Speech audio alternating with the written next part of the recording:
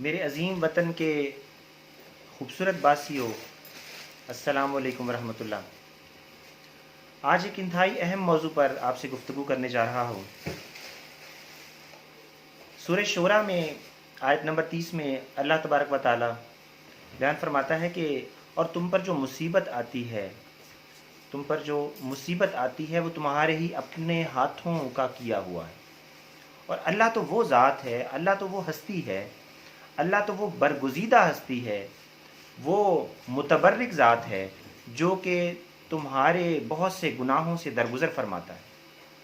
تو اس حوالے سے میرے عظیم ہم وطنوں، ایک ممار قوم ہونے کی حیثیت سے میں آپ تمام جو میرے ہم وطن ہیں، خصوصاً میرے جو طلباء، جو اسٹوڈنٹس کمیونٹی ہے، ان سے میں یہ درخواست کرتا ہوں کہ آپ معاملے کی نزاکت دیکھیے کہ اللہ نے ہمیں اپنے گھر سے اور اپنے محبوب کے گھر سے وہاں پہ ہمارا داخلہ بند کر دیا ہے۔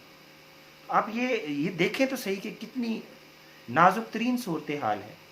ہم کون سے ایسے گناہوں کے مرتکب ہو رہے ہیں اور کون سی ایسی نافرمانیاں اور کفران نعمت کر رہے ہیں جس وجہ سے اللہ رب العزت ہم سے اتنا ناراض ہے کہ اللہ نے ہمارے اوپر یہ جو رنج و الم، یہ جو مصیبت پوری دنیا میں چھائی ہوئی ہے۔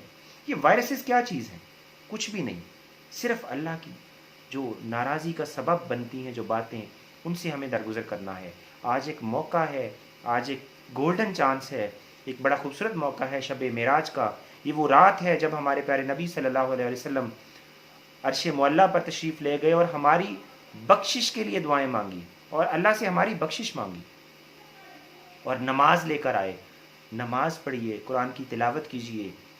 جو ہماری پولیس ہے، پولیس ہماری انتہائی قیمتی ادارہ ہے، فوج ہمارا قیمتی ادارہ ہے۔ یہ وہ لوگ ہیں جو، ہم تو کرونا کا مریض دیکھ کے دور بھاگتے ہیں، یہ وہ لوگ ہیں جو ان کے اندر رہ رہے ہیں، یہ انتہائی مشقت والی ڈیوٹی انجام دے رہے ہیں۔ ہمارے ڈاکٹرز، ہماری پولیس، ہماری فوج، ان کی ہدایات پر عمل کیجیے اور اللہ کو منائیے۔ ہمارے پاس آج بہت گولڈن چانس ہے شب معراج کا۔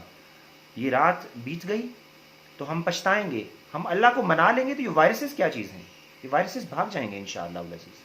تو میری آپ تمام پاکستانیوں سے، خصوصاً طلباء کمیونٹی سے، کہ آپ روڈز پہ یہ بھاگے مت، بائکس مت بھگائیں، آپ عبادت کیجیے۔ جوانی کی عبادت اللہ تعالیٰ بہت قبول فرماتا ہے۔ سنیے اس بات کو اور اس پر عمل کیجیے۔ بہت شکریہ۔